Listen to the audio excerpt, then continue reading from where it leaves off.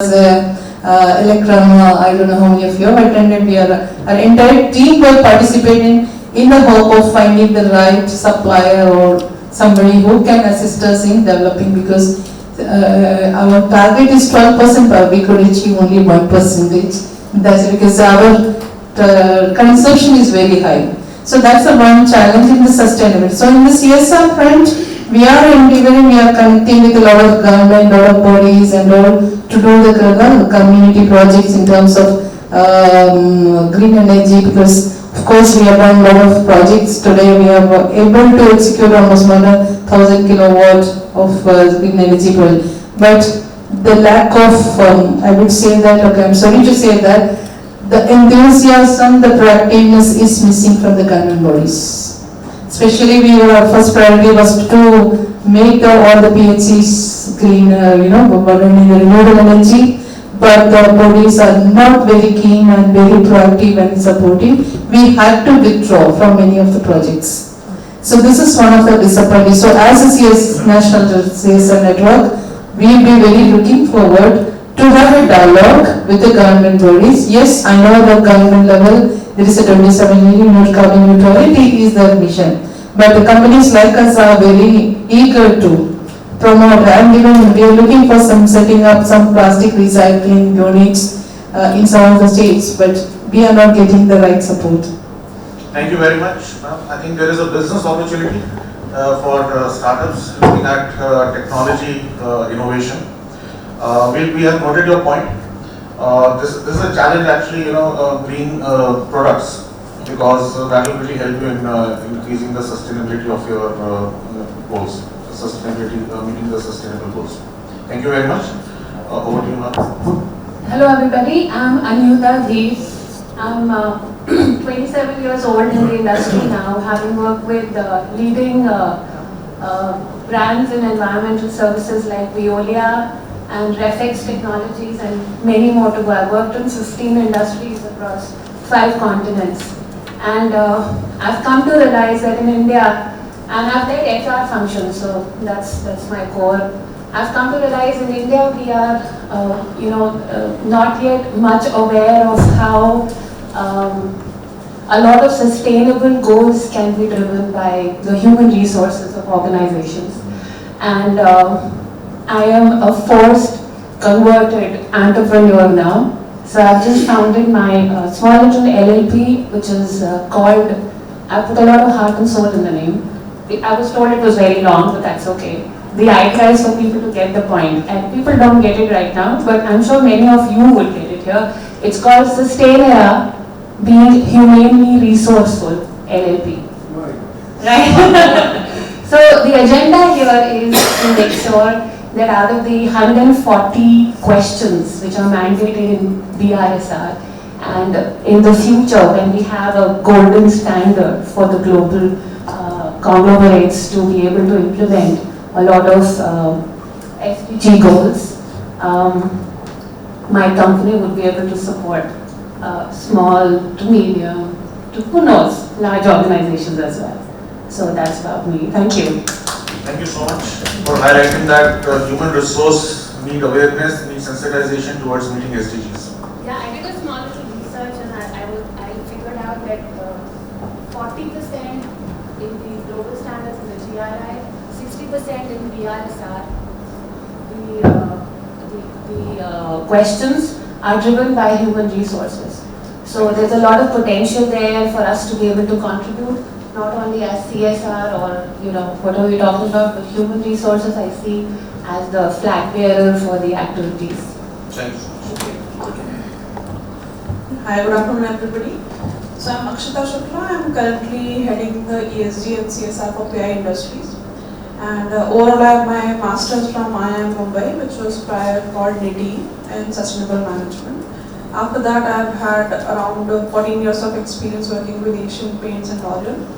And throughout my career I've been in the space of environment and social management itself.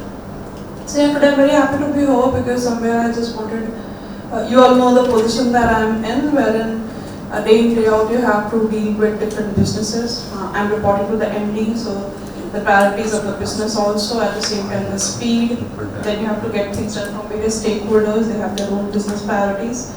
So it's more than the subject matter, I wanted to understand the navigation of the agenda of ESG and CSR in the organization wherein you are in a very critical position. So we're happy to be a part of that. Thank you. Thank you so much. PI Industries is a member of National CSR Network, and we have noted down your point that how to navigate this space. Maybe some points were touched upon in the presentations. But yes, we can bring out more thematic this thing, maybe in the newsletter or those kind of things as well. Over to you, Mr. Samir Madar. Yeah, good afternoon everybody. My name is Samir Madar and I'm the Director of Finance with Agilent Technologies. It's a globally listed life sciences, biotechnology and a chemical analysis company. Now at Agilent, CSR, there is no owner. What we've done is, each and every office has a CSR committee, and they choose the projects which are close to their hearts. It takes away the problem of participation. A bottoms approach is something which I feel is required. Most companies run their CSR top down. For example, in Delhi, the Delhi office which we have adopted 3 schools. There is a waiting list of our employees to go and teach there. In our Bangalore office, we've taken up 1 hospital bed which we provide for every expense paid for. Which patient will be kind of admitted on that hospital bed is decided by the employees of my Bangalore office. I welcome you to come and visit my Manasar campus. 9 months out of 12 we give back electricity to the grid. So we have enough solar power. As a US listed company, we have committed to a net zero carbon emission by 2050. We'll probably get there by 2040. So my take is that CSR has to be done bottoms up. There should be hardly any CSR team in any company. We should cut the flap and take it down to the entry level employee. The participation goes up. Now coming to ESG, CSR complements ESG. It's not a standalone thing. Examples of what we've done on ESG, again bottoms up. In all our offices, there is no dedicated printer for anybody. Even the network printer is accessed when you swipe your ID card through a Windows NT login. The manager gets a report of how many pages are printed. And can you guess when we implemented this, how much was the reduction in the consumption of paper? Any guesses? Any guesses? Maybe 90%. 90%. 90 is too much, but yeah, it went down by 60%. And the report also tells you, was it a 2-side printout? Was it a color printout? So the products which we manufacture, we have biodegradable packing and we charge $150 extra. The cheapest machine I manufacture is $80,000. So $150 is not much. More than 90% of my customers were able to kind of say yes. So it has to come from your heart. No element of regulation or the management. We don't use the word management in our company at all. Right? We use leadership. No amount of leadership pushing it down will help. And the last thought I'll kind of leave you with is that unless your company is profitable, this won't work. Please remember, as a company, your motive is to serve your shareholder. The shareholders do want profit. Now what you highlighted, yes, that's the truth. Even D&I initiatives are being thrown in the dustbin now, and that will continue to happen. Now make sure that you spend enough money on R&D and get your businesses correct, your business model correct. Cutthroat competition is there everywhere. Tesla was the darling, now it's BYD, and one day there will be something else. So don't ever defocus yourself from your business model. And then, ESG and CSR will follow. Thank you. Thank you so much. I knew your company is doing good work, but not that so passionately you are driving it, your metrics. So the key learning is it's not only important to have a top-down approach, but a bottom-up approach as well. Absolutely. That's a very interesting question. Over to you, sir. Hello, my name is Vipul Singh from Minda Corporation Limited, a Maharatna company and the largest company in India to transmit the power across India. 87% of the power transmission of the inter-regional transmission line. It was done by TAO. We are having a very good CSR in power grid.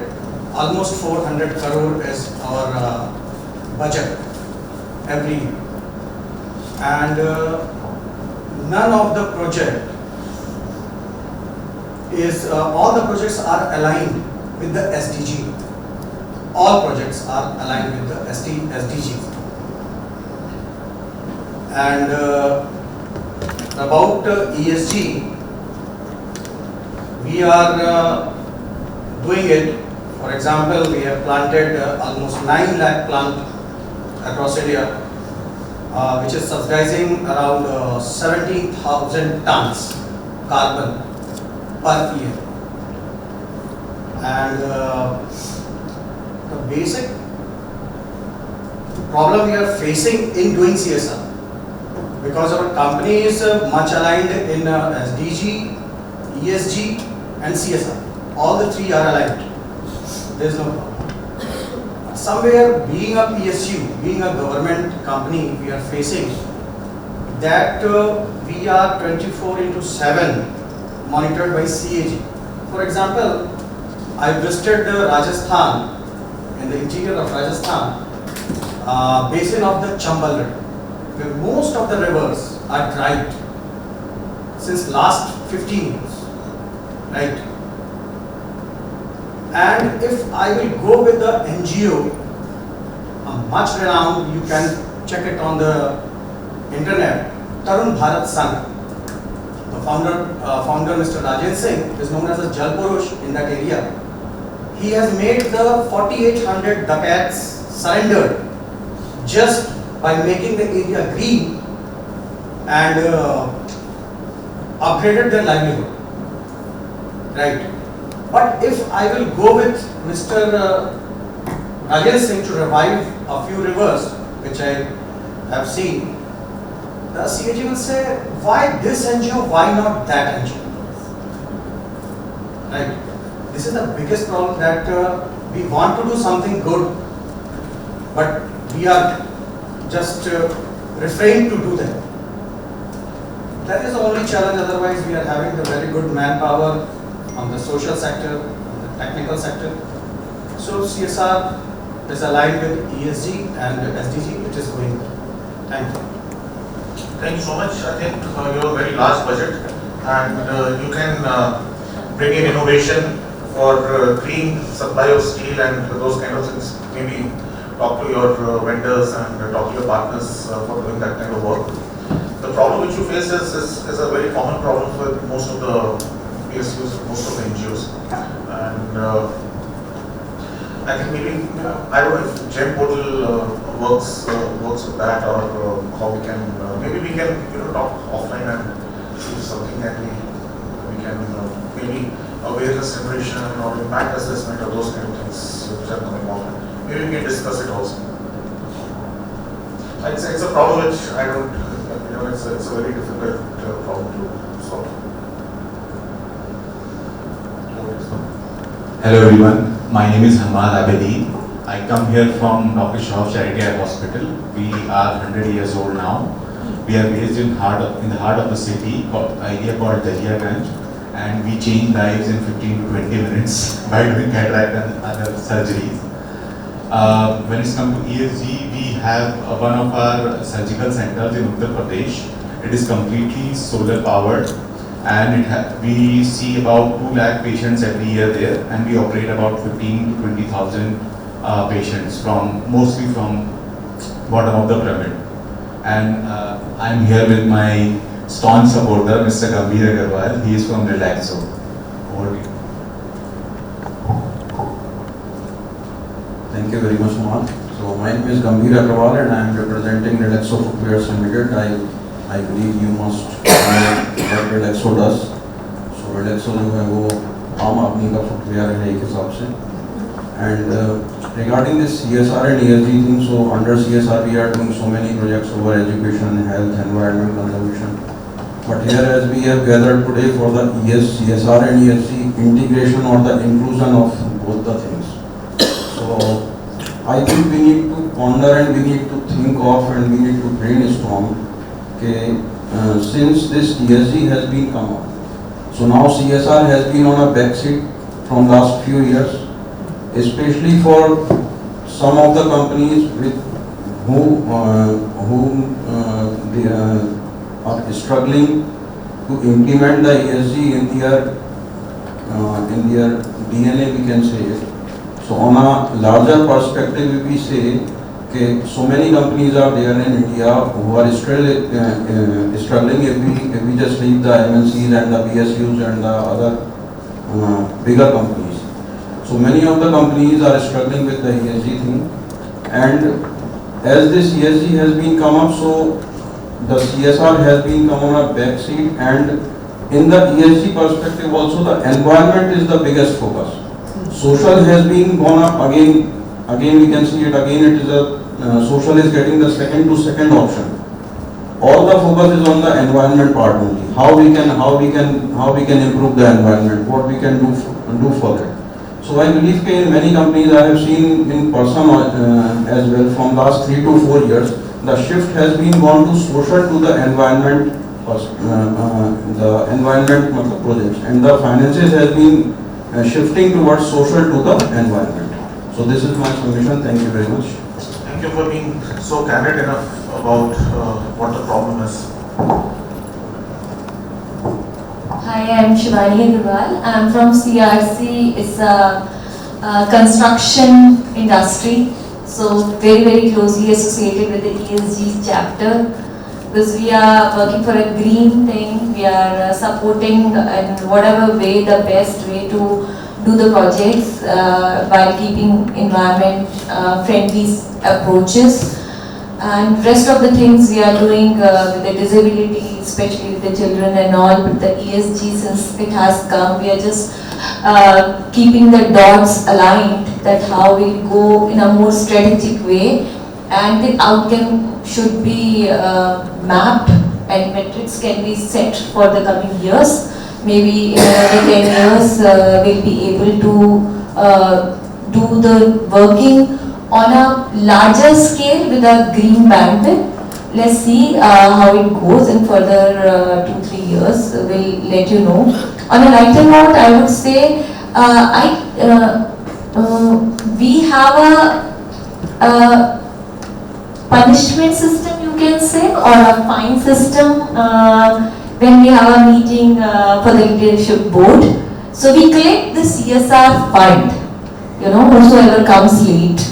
So I get every month around 1 to 2 lakh rupees kitty, and then the team, there's a team, young team, who decides, who are not the part of the board, and the new generation, those who are sitting in my back and my front, they have a great good idea. So we give those ones to that team, and they decide the CSR for the next quarter, and they do it and they aligned it. So the old genre, the new genre, the board, and everyone is saying that how we can involve everyone in that ESG, SDGs and CSR fund.